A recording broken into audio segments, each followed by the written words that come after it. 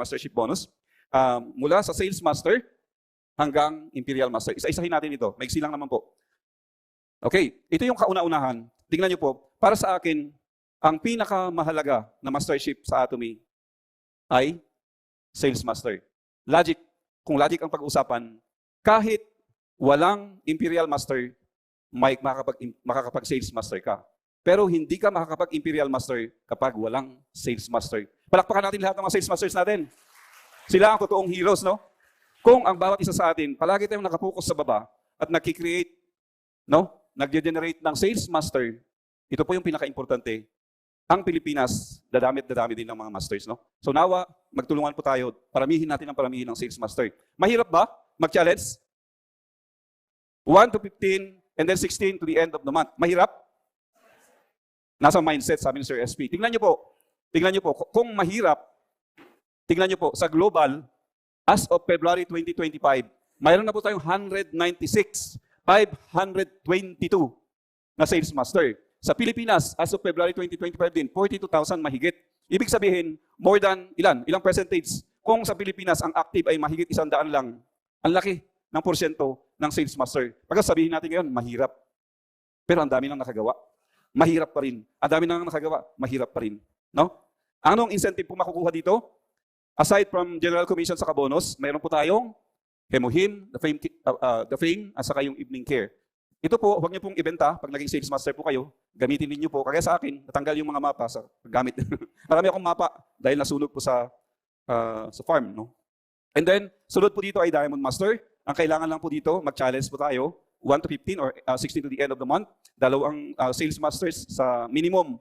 Pwedeng maging 3, pwedeng maging 4. May mga gumagawa ng ganun. Kung gusto niyo itaas yung income, damihan nyo ng sales master sa baba, sa isang left, sa isang right leg din, damihan nyo kahit 10 sales master dito, 10 sales master, di ba? Di ang sarap nun kapag nagawa natin yun, no? At saka mas madali mag-challenge po. And then kung makikita natin, sa global po, mayroon tayong, as of February 2025, mayroon tayong 42,000 mahigit. Sa Pilipinas, mayroon tayong 225 na Diamond Masters. Hindi counted yung hanggang ngayon, February lang po ito. And then, ito po yung incentives kanina. Yung natanggap po natin sa Sales Master, dagdagan nyo lang po ng laptop. Aside from General Commission and bonus. Next is Sharon Rose Master. Kung makikita po natin, Global, 9,000 plus. Philippines, 31. Mahirap maging Sharon? Mahirap? Hindi, di ba? Bakit mayroon Sharon? Imagine, mayroon 9,000 plus sa Global, mayroon 31 mahigit sa Pilipinas. Pero sabihin pa rin natin, mahirap pa rin talaga. No? Unahin natin yung sales master, hindi ito magiging mahirap. And then, ito po ay sa Jeju Island po ito, no? Ito yung kanilang, aside from bonus and General Commission, ang sasaya nila kasi, ito po yung binan ko, kahit na matanda na, nakakalundag pa. Siguro dahil sa tuwa, dahil nakapunta sa Jeju Islands. All paid po ito, no? So, di ba masaya maging Sharon Rose Master? At saka, tingnan ninyo, nakaupo sa harap, kahit pa paano naman, maramdaman natin kung hindi tayo na-acknowledge, kung saan-saan tayo napabilang na komunidad, o kaya kung organization, dito po sa Atomy. Ito yung maganda. Once na naging master ka po sa Atomy, walang natatapos na term. Kung ikaw ay naging presidente ng isang association, isang company o ng bansa, kapag nag-end yung term mo, hindi ka nakilala. Dito sa Atomy, maging Imperial Master ka, maging Sharon Rose Master ka, nandyan pa rin yan. Yung title mo na yan, no? Napakaganda. Walang mawawala sa Atomy kung gawin po talaga natin ng tama. And then, ito na po yung Star Master. Nakakalungkot, pero dadalawa pa lang po ang Star Master sa Pilipinas. No? As of February 2025. And then, sa global is almost 9. Siguro ngayon ay already 2,000. No? At ano naman ang nakuha ng mga ito? Yan po. Ang hiniram ko na lang po sa Malaysia kasi sila yung nakapunta na sa Japan. No? Sa Japan po yung tour. No? Napakasaya din nila. O tingnan, mayroon pang usa. No? And then, 3 gabi, saka 4 na araw, ang gugugulin po sa Japan, ma-enjoy mo lang gusto. Next po ay ang Royal Master. Sa Royal Master naman, mas malungkot ito. Bakit? Tingnan Philippines, blanco. Sinong gustong unang maging Royal Master? Yeah, di ba? Madali kung umpisahan po natin sa Sales Master. Pero hanggat hindi natin inuumpisahan sa Sales Master, mahirap pong marating at malagyan po itong Philippines. Pero sana, panalangin natin, magtulungan po tayo, magkaroon din tayo ng Royal Master. Sa buong mundo,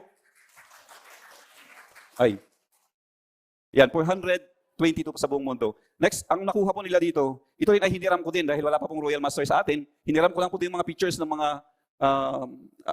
I think Koreans po ang karamihan dito. At ito yung kanilang travel nila. Napunta sila sa Europe, Mediterranean. Naku, ang sarap naman. Naka-cruise sila, no? 10 nights and 11 days. Tingnan nyo, kanina ang usapan ay hundreds of thousands. Ngayon po ay, magkano? Sino may gusto dito? Palagay ko naman, lahat tayo gusto natin ito eh. Imposible naman na ayaw natin ito. Yun nga lang, pag nakita na naman natin kung ba, uulan. At mayroon tayong one-day seminar. Umulan. Naku, lalo-lalo kung ikaw ay mananampalataya, ikaw ay asin, di ba?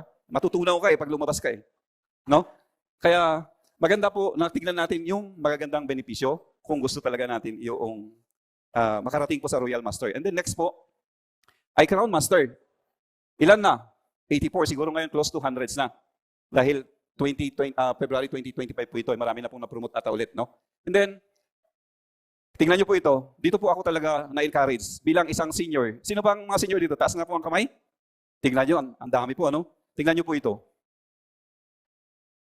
Noong 2021, mayroon tayong 81-year-old na grandmother, si Ma'am Ajalin, ay naging Crown Master. Imposible bang maging Crown Master? Mahirap bang maging Crown Master? Mahirap siguro, pero posible. No? Posible maging Crown Master. Sir SP, talagang kung po pwede lang, laktawan na niya kasi hindi pwedeng lumaktaw sa atin, walang shortcut sa atin.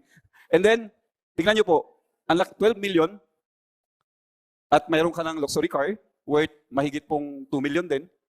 Kung lahat to ay sana ay makuha po natin. And then ito na po yung last na mastership, ang Imperial Master. Sinong gustong maging Imperial Master? Di ba? Minsan, takot tayo magtaas o mag-declare. Ang sinasabi ni Chairman, kailangan ma-declare natin, di ba? Minsan nahihiya tayo. Bakit tayo mahihiya? Bakit ginagawa natin yung negosyo kung ayaw din natin maging Imperial Master at hindi rin tayo naniniwala? Ba't nandito pa tayo? Kaya kailangan paniwalaan natin, mayroon at mayroon din magiging Imperial Master sa atin. No? Maaring hindi lahat tayo, pero darating ang panahon, mayroon at mayroon magiging Imperial Master sa linya mo. Tingnan nyo po, 14 na po, latest, no? Nung nakaraan lang, mayroon tayong Imperial Master na na-promote. So ito na po sila. Anong tinanggap niya po? Naka-per clip po yan. Kung i-convert natin sa peso sa ngayon, siguro is 40 million. And then, yung luxury car po is worth more than 3 million. No? Mayroon siyang driver na ang sweldo ay 80,000. Mayroon siyang office secretary na ang sweldo niya ay 60,000. So, ganito na karami na dapat nating paniwalaan na nag-work ang sistema ni Atomy. No? Naniniwala ba tayo sa sistema ni Atomy?